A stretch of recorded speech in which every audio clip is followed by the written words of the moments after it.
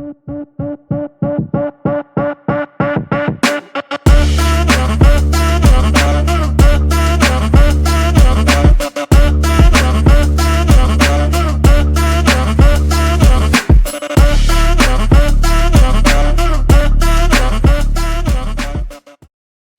everyone, and welcome back to Lightning Talks with Technical Leaders. Today we are thrilled to have a true industry titan joining us, and I'm excited to be speaking with Chris Philipps, the visionary behind Philipps Byrne, a consultancy firm that's revolutionizing technical due diligence, helping founders and investors build the world of tomorrow. With over 2 decades of experience in the tech and the startup ecosystem, Chris has built a reputation as a strategic advisor and a seasoned angel investor. As a former engineer and CTO-turned-CEO, he brings a unique blend of technical prowess and business acumen to the table. And beyond his professional accomplishments, Chris is also a champion for diversity and inclusion. As a former board member of BVT, which is the German Association of Transgender People, he's actively working to create a more inclusive technical industry. At Philipps Byrne, Chris and his team have a track record of guiding businesses through the complexities of tech acquisitions and investments, and with hundreds of successful due diligence projects under their belt, they're very trusted advisors to some of the world's leading VCs, private equity firms and startups. So Chris, thanks for joining us today. I can't wait to hear more about your journey and the innovative work that you're doing at your company. So perhaps I can hand this over to you, and you can give us a bit more of an intro into yourself and your career journey and your unique career path up until this point. Yeah, thanks, Paul, for the invite. First of all, happy to be here. So let's see what I can contribute. I think I probably don't have the standard career path. So I will give you some insights on how I found my way to where I am today. Okay, so I started in an entirely different domain, different from tech. I initially studied German literature, media science, philosophy, and I think political science. Wow. When that first so-called, back then so-called new economy wave started in the late 90s, early 2000s. And I was totally intrigued when I saw this. And so I basically left everything behind. I canceled my studies, and I just wanted to get in this new industry because I found it so exciting and so interesting, and I could really feel an adrenaline rush when I read about this new scene emerging.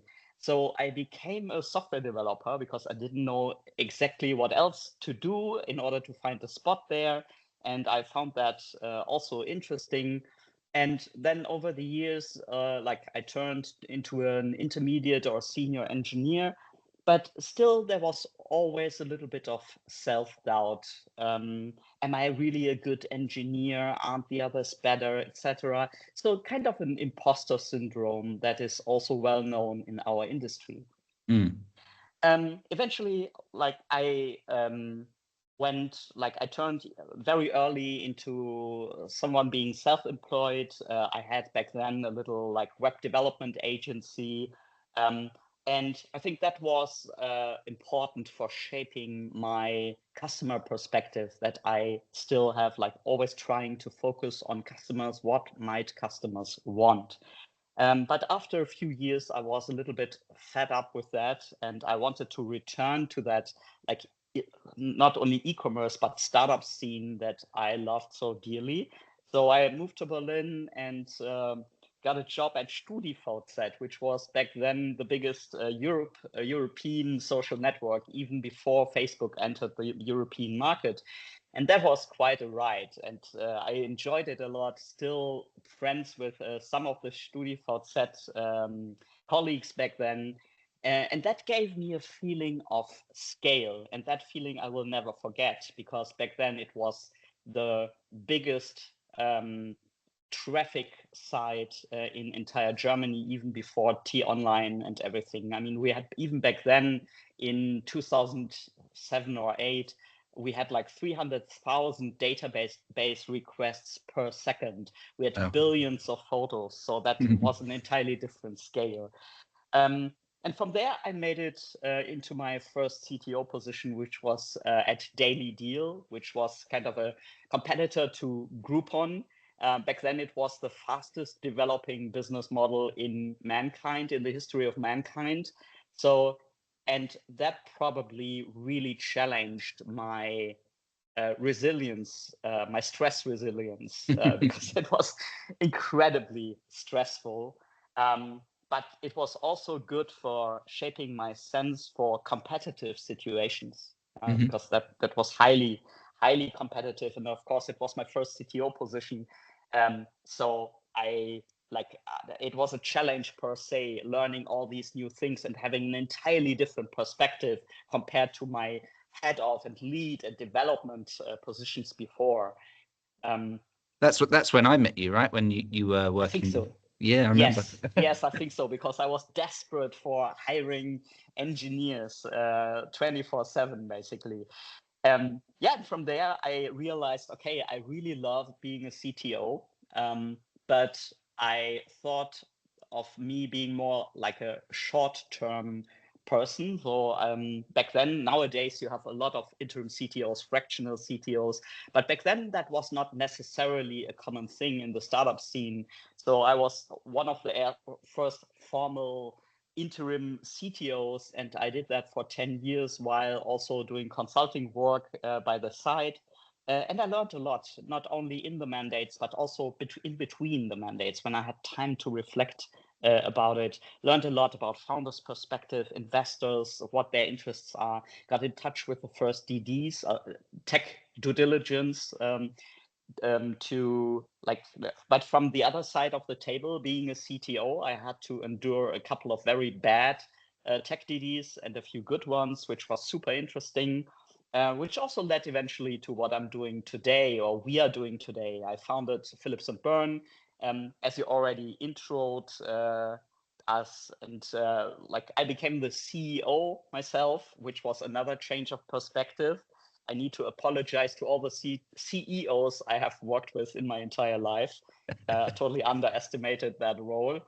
And nowadays we want to provide do tech DDs, but also through consulting. We want to provide that experience and that advice that we all have collected on our journeys.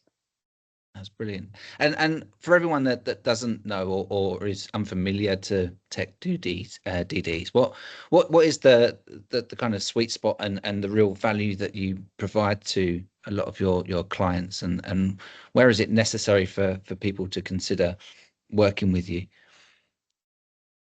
Yeah, so very often it's getting the right perspective or the right priorities on, I mean, eventually like a startup and also like a technology department is a puzzle piece, right? It consists of 100,000 different pieces, and you need to put them together in the right order and position. And what CEOs very often underestimate is how much of an impact, negatively or positively, tech can have on their business, and what CTOs, especially young CTOs early on in their career, very often underestimate is that they don't have to be only good at tech, but also at people management, stakeholder management, understanding the business, understanding the domain they're in, setting the right priorities, etc. So this is definitely where we can help. We always try to provide a very holistic view, and then help founders and CTOs, CPOs to set the right priorities. Brilliant. And I guess obviously your previous experience working in kind of interim positions was the perfect foundation for that type of business that you're now doing, right? Yeah, I always called the tech DDs during that time my dirty little hobby. because it was actually a very nice feedback cycle, because I learned new stuff in TechDDs or things where I was like, that sounds edgy, but maybe it's a good idea. And then on my next CTO mandate, I could probe some of the ideas and kind of try them myself and feel the pain or feel the advantages of it. So I was always like very much in like practicing what I preached, and I think that helped a lot for the TechDDs, but also for the interim CTO mandates. For sure, for sure. Now, I guess obviously working in a role where you're probably juggling many different things at once, being a CEO now. But from a technology perspective and what you've seen in other businesses that you've helped along the way, what are some of the kind of technological trends that you feel are on the horizon for CTOs and technical leaders, and what do you think is important for people to maybe looking at or not looking at? I mean, of course, with like the rise of AI, everybody has been talking about AI and what does it bring us in terms of business, but also will developers still be there 3 years from now, or stuff like that. And I think many smarter people have talked about that. So let's put this aside a little bit. Let's talk about where I personally think where will be for sure still a career for software engineers. And this will be in deep tech. So, I mean, there are many different technologies and also many different business or industries summarized under that label deep tech. But just to pick one or two, for example, there's a lot of things going on in decarbonization or also in biotech. I think biotech, bioinformatics, super interesting domain. And what we keep seeing there, because we do this, like, let's say commodity tech and commodity DD, but we also often perform tech DD on deep tech companies. And what we keep seeing there is that the domain knowledge needs to be so strong, the expertise needs to be so strong, and needs to be coupled with software engineering experience in order to succeed. Very often you see like people from an academic background founding startups or joining startups, and often they lack the software engineering expertise. Or you see software engineers trying to get into that field, but lacking bioinformatics background, for example. Having that combined, or having a background in chemistry combined with software development, I think this is where really golden future lies ahead for those people.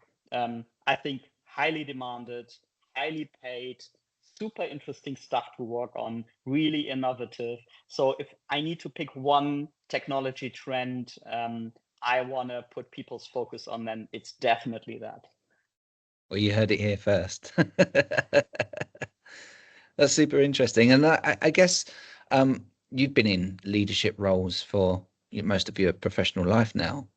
So what kind of advice or looking back at your leadership style or management, I mean, what kind of advice would you give to other leaders of businesses or technical departments in terms of building effective teams or fostering innovation or like we said earlier, promoting diversity and inclusion? Yeah. Let's keep the diversity and inclusion topic as the last point, because I think that's an extra chapter. But I start with the personal aspect of leadership, because I think very often we underestimate that.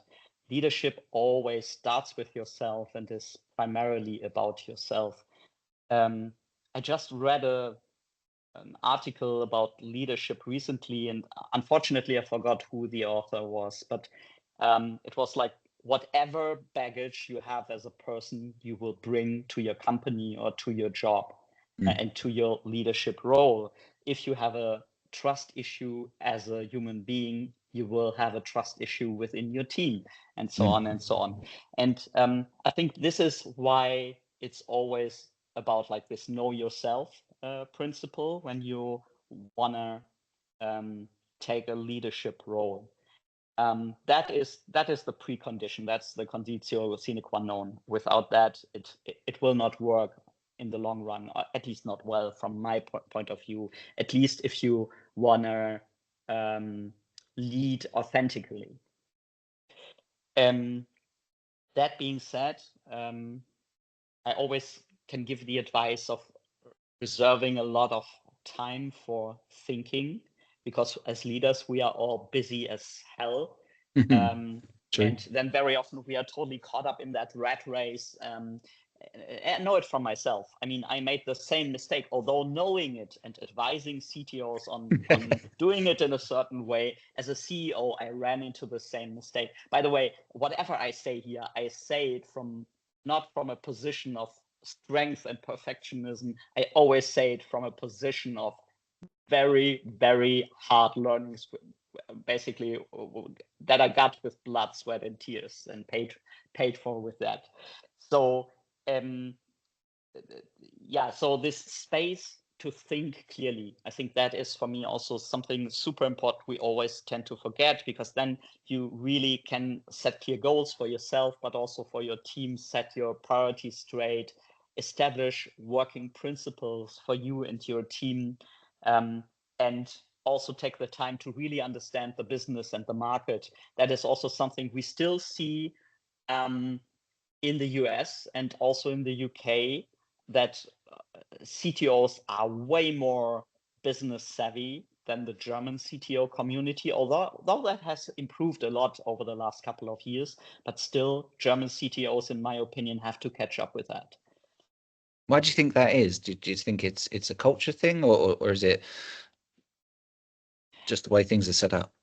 I think part of it is a cultural thing, especially in the US. People are so primed to think business oriented and talk like in business terminology, always incorporate that into their thinking. Also, probably universities in the US are also way more business orientated, so it's kind of part of the DNA, whereas we come from a German engineering culture, and German engineers are not famously known for having a great business instinct. They focus a lot on the actual tech, and I think this is something we need to relearn. But nowadays there are great examples in the community where CTOs have that business acumen, but it will take us a while to entirely catch up. Understood. Okay. And obviously part of leadership, of course, is having a great team around you, and building that team. And as you know, I've been doing recruitment for longer than I can remember. But when you've been, in the position where you've been responsible for hiring engineers and architects and everyone else within a technical department, what's been your kind of approach to recruitment, and what do you think works the best when securing the best talent possible? Many factors play a role here. Just to pick a few, I think what's important is know, and it sounds profane, but know yourself, know your company, know the difficulties you have, know the stage you're in, know where you're heading to, because this is something you need to be aware of when hiring people, because you want to hire the right people that are still right for the current stage of growth, but also who are paving the way for the next stage of growth. And that's important, because if you hire exactly the same people and the same roles you have right now without considering where you want to go, then you will inhibit your own development of your organization and your business. So that is something that is critical. Another very critical thing is, how many people do I need? Let's assume you are at the beginning of a change process, which is very common in the startup scene, right? May it be a technical change process, refactoring, rewrite, may it be a cultural change process. What people very often do, they hire exactly one person, and that goes out to more to the CEOs and founders especially. They have one person, for example, the CTO or a lead developer who is supposed to change the entire culture or the entire technology. That never works. You need a critical mass instead of a messiah. So you need to hire several roles, several candidates with the same mindset in order to enforce or encourage that change. Another thing, of course, is hiring a kick-ass recruiter. That makes things a lot easier. And you're not going to like what I'm saying now. It's like at the moment, of course, the climate is like, is, I would say, much easier than 2 years ago. So, of course, it's possible now to recruit good people without a recruiter. The question is, do you have the capacity? Do you have the capabilities to do that? And do you want to do that? Or is there a bigger fish to fry? And just still employ the help of recruiters to do that. And in interviews, I can just advise like CTOs, for example, who want to recruit engineers. A peer CTO, a peer colleague of mine, Alexei Kolupayev, once said, if you hire a piano player, of course you let him play the piano before you hire him. And that got stuck to my head, and I will never forget that. So I mean, let engineers develop code, let engineering leaders solve a leadership challenge during the hiring process. That is something super important. Then also regarding the process, take the 2 hours to define your process, set it straight, because that otherwise you will lose candidates, which is super expensive. And the third thing is always tell them the truth about your organization. Show them also the ugly side so that they know what they are up for. Otherwise, they will run away after 3 months and you can start the search again. Yeah, true. It pays dividends to be honest, and give someone the reality check of what they're buying into, right? It's not all songs and dances, right? I mean, there's going to be challenges, and I think it's if you can be honest, that's quite sometimes could be quite rare, I think, in an interview situation. Yeah, so but what I mean, 10 years back, I was so afraid of telling people the truth about shitty environments. I mean, as an interim CTO or CTO, I hired a lot of engineers, but also as an interim CTO, I hired a lot of my permanent successors. And in both cases, I was always like in the beginning, like I cannot tell them how ugly, how bad it really is here and there. So, but I mean, what I learned is that there are people who like legacy code. There are people who like technical debt because they love removing it, and love changing systems. So it's even an advantage for them if you tell them about it. And I mean, make sure that you hire the right person, right? If someone doesn't like it, they will not be happy with your company. Yeah, exactly. You're kind of setting yourself up to fail if you're just trying to paint a nice picture to get them on board, for sure. Yeah. Okay, cool. And obviously you mentioned earlier in your early career at StudiVZ, I mean, you dealt with hyperscale with that business. I mean, in your opinion, has much changed over the years in terms of being able to scaling the technology infrastructure or teams or processes, and if there've been any real big challenges you've seen or different strategies you've seen along the way? I would say many principles have remained the same. They have become, thankfully, more common knowledge and best practices, but still there's still a lot of things to do. And I'm still surprised that we keep seeing people who prioritize make over buy, especially in the infrastructure context, which I found astonishing because I think like cloud computing or cloud infrastructure has been a game changer for us, for our industry. It has accelerated the speed of development, of deployment, of general innovation so much. And it for 90% of the businesses, it would be the right thing to do. Not for everyone. I mean, there are still businesses where I totally understand that they stay with like whatever hardware they have and infrastructure they have and manage it themselves. Fair enough. But for most businesses, that is something that has changed over the last 10, 15 years massively, but hasn't, let's say, reached every CTO's ear. Apart from that, it's still a lot about establishing a scalable structure and the corresponding roles, hiring the right people. As I said, like the stage plus one people that bring you into that next stage.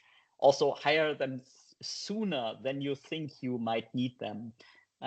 Because hiring takes always longer, or you kind of have a mishire somewhere and need to replace someone. So it's always start sooner than you think you need those people. That was one of my biggest learnings for scaling. Also, documentation is a very unpopular topic because everybody thinks about bureaucracy and everything. But honestly, I mean, documentation saves your ass. When you make a important architectural decision, you want to remember, or you want something written down in order to explain the lead developer that is hired 1 year later what you did and why you did this and why you decided against a certain thing, and not have all the discussions over and over again. Principles of work, principles of architecture. And I think one of my most important learnings in terms of scaling was get the basics right, get this kind of operational excellence, the runway right. Things such as CI/CD, testing, observability, monitoring. These are the topics where you're very tempted to say like, we take care of that later. We keep seeing it over and over again. And I don't mean establishing the perfect environment right from the start, but do something about it. Keep it lean, but do it right from the start. Also automation, it will save your neck. I think that is probably the biggest mistake we still keep seeing across the board when it comes to scaling, together with buy over make, or make over buy. Still, many people choose to make things due to lack of knowledge about what's available in the market, and due to this false sense of wanting to be in control, not realizing that they simply don't have the person power to manage all the stuff they have in place and they have built themselves. Sure. So it's a lot about getting the foundations right from the beginning. Yeah, getting the foundations right. And also one thing maybe that's worth mentioning is the topic of technical debt. I mean, nowadays, even the CEOs have a clue about what technical debt is. I think everyone in a startup has heard that term now. On the other hand, it's more, everybody has technical debt. That's also something that needs to be admitted, and that's also okay. But the important thing is having a conversation about technical debt within tech, with the engineers, but also with stakeholders, and making deliberate decisions about what technical debt to keep and what technical debt to actively tackle. okay. Because that is what enables you, and it gives you speed in a startup to say like, that's ugly, but it's okay, we can leave it for the next 2 years, but that we need to touch every week, and this is where we lose the hours because it's spaghetti code and we have to find our way through every week. Right. So if we look at like maybe industry specific challenges, so if we can dive into perhaps some of the unique challenges that you feel CTOs or tech leaders are facing nowadays? Yeah, I mean, there one thing is, of course, like especially in data heavy industries, not only let's say machine learning plays a much bigger role than a few years ago. But of course, also the make or buy decisions that I mentioned. So it doesn't make sense to reinvent the wheel, and nobody needs to be ashamed of using ChatGPT or whatever in the background. But on the other hand, there are also still a lot of cases where the simple solution of just utilizing the OpenAI API isn't enough, and you have to create your own environment. And so for CTOs, that's a challenge because many CTOs are not data science heavy. And so the decision must be made whether I just find a good VP or head for that area, or whether it's so important that there might be even a like chief data officer or stuff like that in a bigger organization. And especially like this transfer from the R&D part to, like, for example, ML ops, yeah, making that stuff work and bringing it into production and making it reliable, making it observable, it's testable, etc. That's a big challenge that many CTOs are facing at the moment.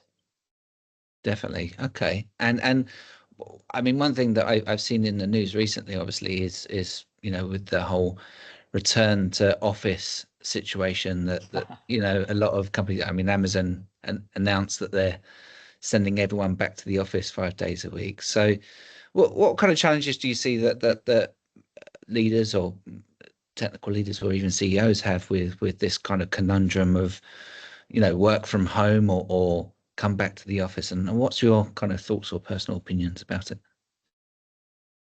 I'm still in that thought process for myself, because we have the same challenge with our company, and we were very, very liberal about it because many of our experts work remotely anyways.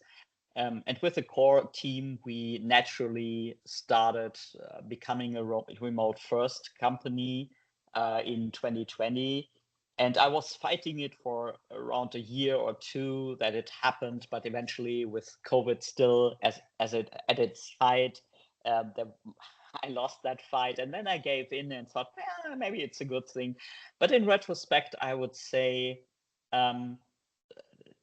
we are still human beings, and trust is still, and trust and that feeling of belonging is still so deeply rooted in our souls and minds and DNA.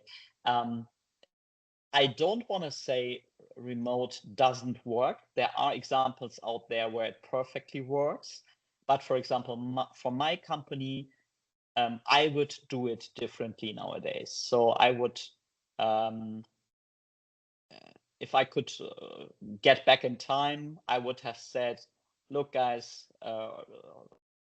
we have like 2 mandatory office days, and the rest, for the rest of the time, you can do whatever you want. But these 2 days are mandatory. And I didn't do it because I still also wanted to free myself from that old concept, as I thought. But I have gone back. That being said, I'm not a big fan of 100% on-site time. I don't think that makes sense because it puts a strain on employees, like the commute time, for example. Also, people have adopted their lifestyle to having this kind of dual setup of juggling work and their private lives. And I think for most people that also is an improvement of life quality. So I wouldn't like to take that away from people entirely, but belonging and coherence and all that stuff are very important aspects, and that just works smoother with some on-site FaceTime. Yeah, I think as humans, naturally, we want to bond, right? It's kind of like you said, it's within you that you want to have that sense of belonging with other people. So I guess what I see a lot of the time is people say that hybrid is the best solution here most of the time. Yeah, I think so. There are also like there is some work that works best in the office and together with other people in the room, and there are other things that work best being alone or being surrounded by dogs and children or whatever it is, but in a different environment from the office. And I think we should respect that. Definitely. Cool. And I guess if we talk a bit about collaborations and partnerships, obviously that's a key part of any leader's role within a business. So what are the kind of approaches that you've had to collaborations or strategic partnerships in business or in from a technical perspective that have been, have gone well, or you would advise people considering? Yeah, I would make a distinction between internal collaboration and external collaboration. And for the internal collaboration, speaking from a CTO perspective, the most important thing that you can do in your company is proper stakeholder management. You need to be, I always say, like an ambassador, a tech ambassador. Sometimes I also say you need to do tech marketing, but I think ambassadorship is the better expression because it's a two-way thing. It's building relationships and managing relationships, but also promoting your tech, standing for your tech environment, for your tech organization in conversations with other people. That's super important. That is the first thing that is being neglected by many CTOs under pressure, but it saves your neck. And the time you invest there, you later save when it comes to troubleshooting. And when it comes to external collaborations, strategic partnerships, my learning was that in my first years of being a CTO, I did that. It's invested way too little time into this. And it's so important. Yeah. So on the one hand, building that network of peer CTOs, that's much easier nowadays than it was 10 years ago, because nowadays we have networks such as AlphaList or CTO Craft, which are excellent opportunities for CTOs to get peers to talk about stuff or get information. And then there are, of course, the kind of real strategic partners, could be like cloud vendors, could be software vendors, agencies, could be people like us, like getting sparring partners on board who give you feedback on your work from a like more objective perspective on a regular basis, twice a year, for example, like going to the dentist. You instead of going to the dentist, you call Philipps Byrne for your tech setup. So that the thing is, people don't build that network until they need it, and then it's a bit too late. Too late, I mean, the secret about being a good CTO is being fast, like being a fast problem solver, and this is why you need to have that network in place when you need it already. Sure. So I guess with anyone that is already a CTO or a young CTO or considering moving into that space, what kind of career advice do you think you would offer them in, if they were thinking of doing something like that? I think it boils down to like 4 or 5 points. First, we spoke about it earlier, like work on yourself. And that is like invest in coaching, invest in self-reflection, invest in reading, but also stuff like meditation, for example, or breath work, something that helps you to manage your stress level, because you will have an increased stress level when you become a CTO. Yep. Yeah. The second is learn from great people. And it's that is so important, because if you don't know what good looks like, it's incredibly harder to to produce that or reproduce that. So try to get into a great company, at least for 2 to 3 years, even if it's in a lower position, because then if you have a great boss, you can learn from them. On the other hand, it's always interesting. A friend of mine always said, like, for 1 year you can serve the devil, and what he meant is like see what it's like on the other side. Yeah, also like throwing yourself into an environment that is not made for you, and maybe that learn how not to do it or how you don't want to do it. Yeah. Okay. But make sure you get out early again, because otherwise it will kind of eat you up alive. But for a year max, it's great because you will see the difference. You will see how differently you want to do certain things. And one thing that I neglected, and I'm really sad about this, is write your learnings down. Yeah, from day one, even as a developer, write down what you learned. Maybe like hands-on stuff, but also like meta reflections. Take off the time to reflect about it. And also, and I think that's my last piece of advice, take some time to learn about concepts and frameworks, because technologies will come and go, but concepts and frameworks will stay for quite a long time. And if you build up that internal library, especially when you combine it with writing down your learnings and having an organized kind of database or library of techniques, learnings, frameworks, etc., that will help you tremendously with your CTO position. Is that something you do now, or is that still something I do now. I mean, of course, we also need it for our advisory. We also want to provide our clients with like learnings, frameworks, solutions, best practices, etc. But I wish I would have started it 10, 15 years ago. What do you think are the biggest benefits then? Just that you can reflect and think, yeah, next time I come across this situation, this is what I'm going to do or not going to do. Yeah, it's this, and it's also, I mean, there is this saying that if you just have a hammer as a tool, you see every problem through the lens as a hammer and see every problem as a nail, right? So if you have just 1 or 2 techniques or frameworks, you will always apply those, because again, if you're under pressure and are lacking time, you don't take then the time to invest like 3 days to look around what is there and what is the difference, etc., etc. So I also learned like probably thousands of frameworks and practices in my life, in my professional life.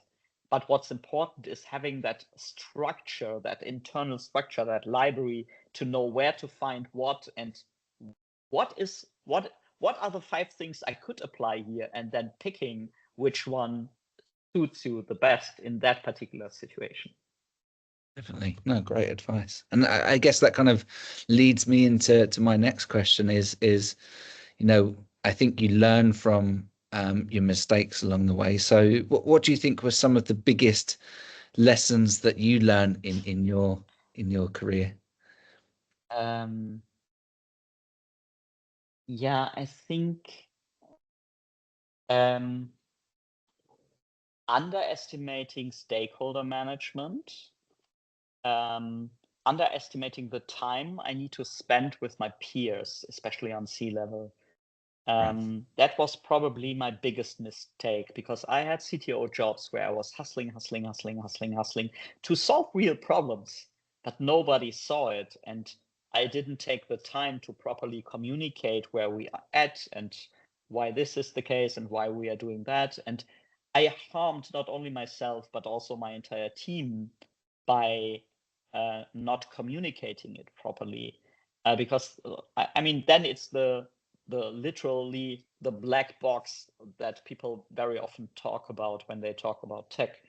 That is definitely one thing. I already mentioned the network that you need in place. That's my second biggest learning. The third is the hygiene topic that I totally underestimated in the beginning. Like, I was so focused sometimes when I managed teams in crisis, I was focused on the people side, or I was focused on the architecture side, but I was not focused on developer experience, DX. And nowadays there's a term for that. For a very long time, there was not even a term for DX. And DX is so important because it makes your developer fast. It makes results more reliable, less error prone, and it makes your employees happy and motivated, because everything feels lighter, everything feels more rewarding, feels smarter. If you check in your code, you have a clear system, you know that you will get feedback from a colleague by a code review, you know that you will feedback from your CI/CD system, then you know that it's being deployed automatically to staging. Someone will have a look. You know that every little piece of code will be deployed. You know that there are feature flags in place so that you can switch it on and off, also on production. These are the tiny little things. You know that you have tests in place, yeah? But you know that on the testing server, there is test data, and you don't have to fiddle around every time you deploy with creating some data, because it's being automatically created. All that well-oiled machine to improve developer experience is so important. And in my last CTO mandates, that was what I took care of first before I even tackled like bigger architectural problems or whatever. And sometimes even before I tackled some people problems, because some people problems just disappeared when the DX became better. So how do you set that up then? What kind of things do you do to set up the DX, and how would someone kind of approach that? I haven't heard the term too much myself. Yeah. So I think the most important thing here is to get people in who know what I'm talking about, who have experienced the difference and have experienced the things that you need to have in place and need to do in order to have that good developer experience. That can be lead engineers or a VP engineering in a bigger organization. And it can be also like technical coaches, sometimes they're called technical coaches or technical agile coaches, or sometimes like software craftsmanship consultant, whatever. Yeah. People who focus on setting the right environment in place, helping set up the right continuous integration setup, helping with the deployment pipelines, coaching the team to write some tests and know which tests to write and which tests not to write. Yeah. So that, because there's always a lack of time to write tests, so make sure you write the ones that matter and write them in the way that they are robust and they're really useful and give you good feedback. Learn or let some people teach you how to write good documentation, either automatically created, for example, for your API, or manually created, but then based on certain templates, and just have the information that matters ready. All that contributes to a good developer experience, and that usually creates a happy, or at least happier team with a longer tenure, and also like better standards, because there's also this saying about the house with the broken window. So an empty house can be intact and be untouched for many years, but once one window is broken, the house will be vandalized within a few days or weeks. And with software development, it's very similar. So make sure good DX is the intact house with the intact windows. And if you have that in place, then whatever happens, the engineers will also take care much more that it remains that way. Whereas if you have a system with a lot of broken windows, every engineer will take shortcuts and say like, doesn't matter, I do it later. And that makes the difference over time. It's kind of compound losses or compound wins. Sure. And then how do you measure that? Is there a way of measuring the DX, or is it just a case of saying to the developers, are you happy? Yeah, so there are various ways of measuring it. I mean, if you have a team, like in the long run, you can of course measure the tenure of developers, especially like the key players that you actually want to keep or talent you want to develop. There is a highly debated set of metrics called DORA metrics, DORA, which measures like deployment frequency and lead time to changes and stuff like that. There has been a huge dispute over the last couple of months about whether this makes sense or not. I personally think it does make sense. However, you need a certain maturity level to be even capable of measuring it effortlessly. That's the other thing. I'm a big fan of metrics, and that was different a few years back. Now I am.